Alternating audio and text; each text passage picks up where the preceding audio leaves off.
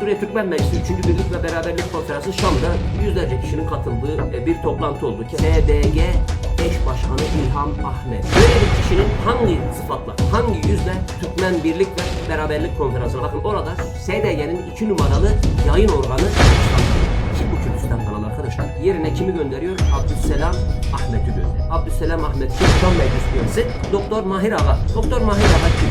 Canımızı uğruna verdiğimiz ana vatanımızı yerden yere vurmuş, Türkiye'yi işgalci olarak görmüş. Adilşan sen gazeteci misin? Yapılan usulsüzlükleri dile getirmem için illa gazeteci mi olmam lazım? Haksızlığa susan dilsiz şeytandır dememiş mi Hazreti Ali? Böyle şeyleri niye verdik? Siz gidin Şam'da bunlarla el ele halay çekin diye mi sizleri seçti bu insanlar? Tadamında yüzlerce insanı katledip çukura atan Bas değil midir? Ben milliyetçi bir Türk'üm. Ana vatanımız bizim kırmızı çizgimizdir. Türkiye bizim kırmızı çizgimizdir. SDG'nin adının bile geçmesi, bırakın oraya davet edilmesi, adının geçmesi bile ben buna karşıyım arkadaş.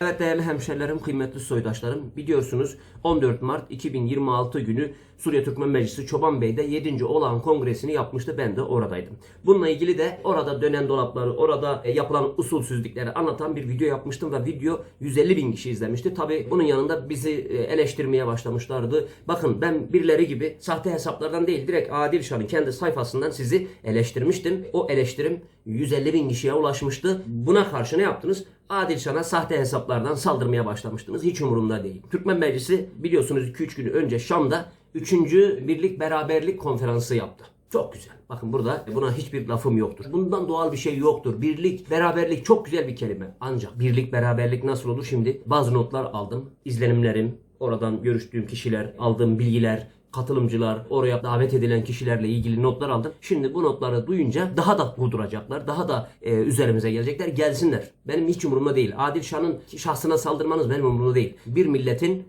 kaderiyle oynuyorsunuz. Bir milletin duygularıyla oynuyorsunuz. Şimdi neler yaptılar? Oraya kimler katıldı? Ben birlik beraberlik adı altında toplanmışlar. Evet güzel. İsim güzel. Ama oraya davet edilenler, oraya çağrılan medya kuruluşları, bunlarla ilgili şimdi sizlere kısaca onlardan notlar aldım. Şimdi bu notlar bilgisayarımdan sizlere okuyacağım arkadaşlar. Biliyorsunuz ben bir gazeteci değilim. Ben bir sanatçıyım, ben bir ozanım. Şimdi beni eleştirdiler, toplara tuttular. İşte Adilşan sen gazeteci misin? Adilşan sen kültür adamısın, sen sanatçısın, sen siyasete karışma. Bu gazetecilerin işi. Ya arkadaşlar yapılan bazı usulsüzlükleri dile getirmem için illa gazeteci mi olmam lazım? Yani haksızlığa susan dilsiz şeytandır dememiş mi Hazreti Ali? Ben gazeteci değilim, ben ozanım, ben kültür insanıyım diye yaptığınız haksızlıklara, yaptığınız usulsüzlüklere susayım mı? O videoda yaptığım gibi şimdi bu videoda da sizi direkt yüzünüze eleştiriyorum. Bakın arkanızdan sizin dolap çevirmiyorum. Sahte hesaplarım yoktur. Benim bir tek bu hesabım var. Adilşan hesabından sizlere yapayım. Suriye Türkmen Meclisi 3. Birlik ve Beraberlik Konferansı Şam'da yüzlerce kişinin katıldığı bir toplantı oldu. Keferşuse diye bir semtte, bir kültür merkezinde yapıldı. Bayraklar, türküler çaldı, sazlar çaldı. Çok güzel. Bakın buraya kadar hiçbir sıkıntı yoktur. Hemşerilerimin bir arada olmasını, türküler dinlemesini, sazlar eşliğinde eğlenmesini en çok isteyen bir ozan olarak ben buna sevindim, mutlu oldum. Şimdi Suriye Türkmen Meclisi bütün toplantılarını, her türlü şeylerini işte sosyal medya üzerinden ve Türkiye üzerinden yapmaya çalışıyordu. Bir sürü arkadaş eleştirdi. Niye sahaya inmiyorlar? Sahaya inmiyorlar. Sahaya inin dediler.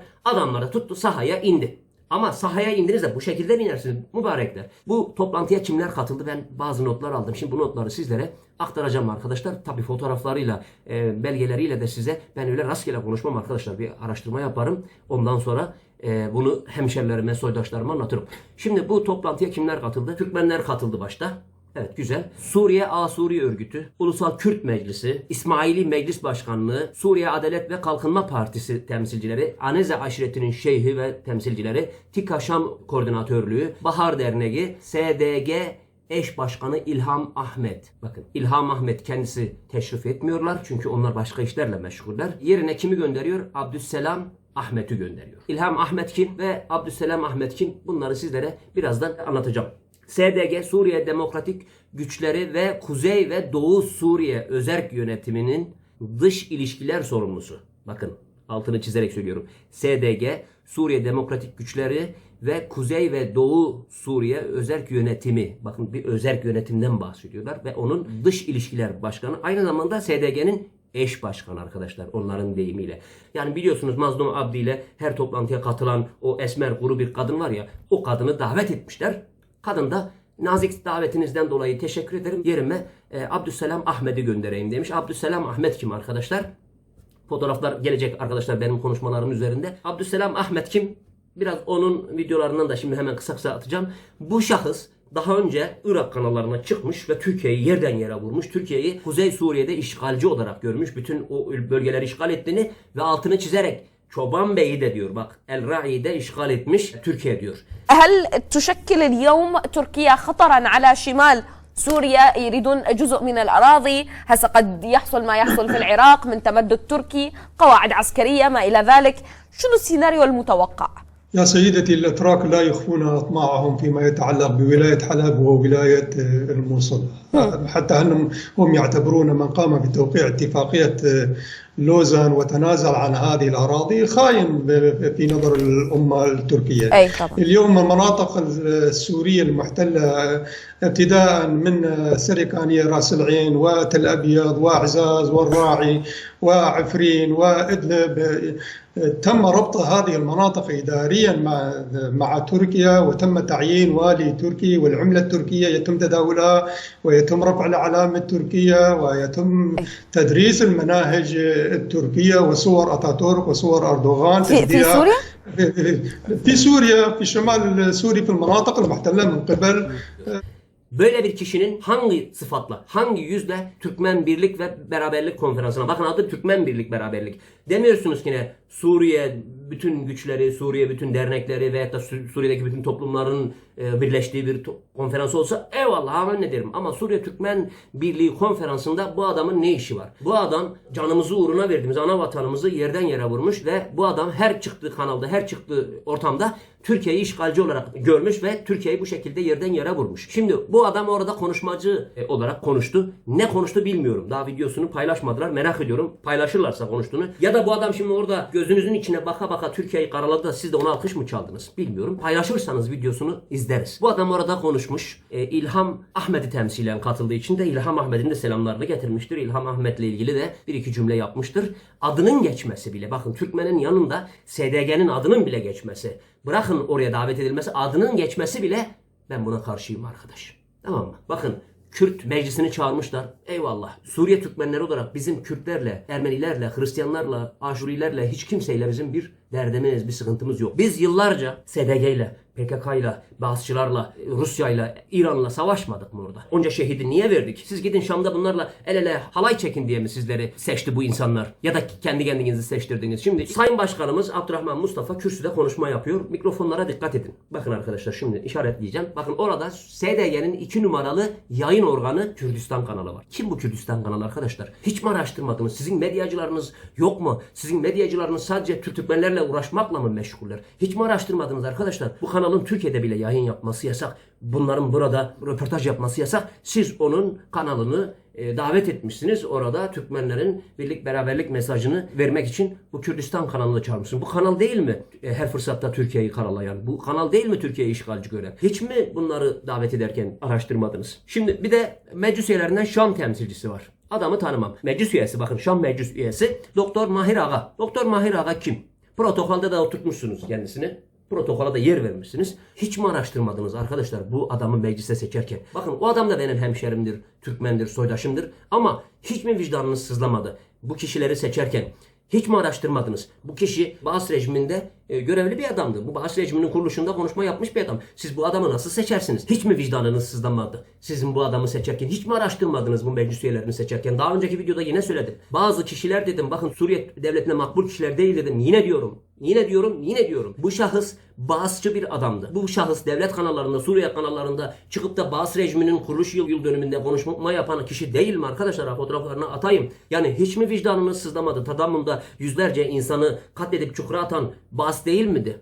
Siz bir Baasçı nasıl Türkmenleri temsilen ya da Şam'daki Türkmenleri temsilen diyeyim, bunları yaptınız. Şimdi oraya katılan Türkmenler de sevindiler. Ya ilk defa Türkmenlerle ilgili büyük bir toplantı olacak Şam'da. Sanki bir kurtarıcı gelmiş gibi. Meclisi o şekilde gördüler. Coşkuyla katıldılar. Bakın ona hiçbir şey demiyorum. Ellerinde bayraklar, türküler söyledi. Mahmut Coşkun saz çaldı. Öbür bir sanatçımız saz çaldı. Söylediler. Buna saygı duyuyorum ve buna çok mutlu oluyorum. Bayrakların orada asılmasına, Şam'da bir gövde gösterisi yapılmasına eyvallah. Saz çalınsın, türküler söylensin, Türkmenler birlik olsun, birlik mesajları verilsin. Ama nedir ya? Hristiyanı var, eyvallah. Papazı var, eyvallah. Aşturisi var, eyvallah. Ya SDG nedir arkadaş? Bizim bütün toplumlarla bir sıkıntımız yok. Kürt derneklerini davet et, Kürt meclisini davet et, Dürzi meclisini davet et, Alevileri davet et. Ama SDG'nin eş başkanı İlham Ahmet'i davet edilmesi nedir ya arkadaş? Kürdistan Kalanı'nın orada ne işi var? Şam temsilcisi Mahir Ağa'nın orada ne işi var? Ya hiç mi vicdanını sızlamadı? Ha bir de şunu söyleyeyim. İlham Ahmet'in temsilen demişsiniz. İlham Ahmet'i niye yazarken Arapçasında bütün açıklamayı yapmışsınız? Bilmem neyin temsilcisi. Türkçe'de niye yazmamışsınız? İlk önce onu bile yazmamıştınız. Hemencik düzelttiniz geri. Sanmayın ki takip etmiyoruz. Sanmayın ki ilgilenmiyoruz. İlham Ahmet SDG'nin eş başkanı arkadaşlar. İlham Ahmet'i temsilen katılan adam Türkiye'yi yerden yere vuran bir adam. Ben sizi Allah'a havale ediyorum. Gözümüzü kırpmadan canımızı uğruna vereceğimiz Türkiye'mizin yetkililerinden, devlet adamlarından bu videoyu izlemelerini istiyorum. Buna el atmalarını istiyorum. Suriye'de birlik beraberlik mesajı vererek bir takım siyasi amaçlarından dolayı bu saydıklarımı davet etmelerini Türkiye devlet yetkililerimiz, buradan devlet büyüklerimize sesleniyorum. Türkiye'deki devlet büyüklerimize sesleniyorum. Bu olaya sizler el atmazsanız bunlar meydanı boş buldular. Nasıl olsa Suriye'de şimdi bir şey denmiyor. Sizler bunlara en azından el atın sayın büyüklerim.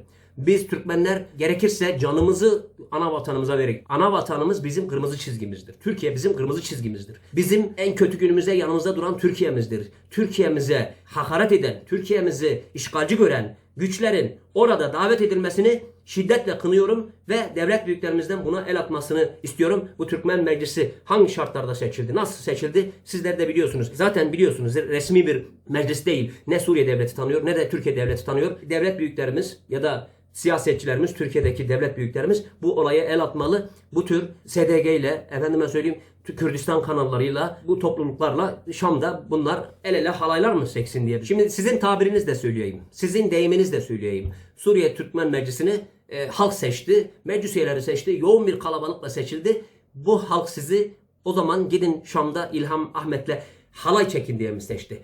Kürdistan kanalına konuşun diye mi seçti? Bakın orada bir tane Türk kanalı yoktur. Niye yoktur? Niye yoktur bir tane Türk kanalı? İlkine bizim Türkmen TV yokmuş. Allah'tan Türkmen TV'miz bu oyuna alet olmamış. Kürdistan TV. Kürdistan TV var. Başka Suriye kanalları var. Ama bir tane Türk kanalı yoktur. Niye? Davet etme aklınıza gelmedi mi? Ya da sizin medyacılarınız boş mu duruyordu? Hiç mi akıllarına gelmedi Anadolu Ajansı'nı çağırmak, İhlas Haber Ajansı'nı çağırmak? Hani bir tane Türk kanalı yoktur orada. Kürdistan TV'nin ne işi var orada? Benim aktaracağım bu kadar arkadaşlar. Biliyorum bu videodan sonra çok sallayacaksınız üstüme. Ama bu vicdan meselesi. Benim vicdanım buna el vermez. Yani sanmayın ki ne? 3. Birlik ve Beraberlik konferansı yaptık. Türküler söyledik, işte sazlar çaldı, bayraklar salladık. Güzel bir mesaj verdik, gövde gösterisi yaptık. Gövde gösterisi bu şekilde olmaz arkadaşlar. Neyse şimdi bu videoyu paylaşıyorum. Biliyorum bu videodan sonra daha da çok üstüme geleceksiniz. Daha da çok beni eleştireceksiniz. Umurumda değil. Ben vicdanlı bir Türk'üm. Ben milliyetçi bir Türk'üm. Ben buna asla müsaade etmiyorum. Allah'a emanet olun.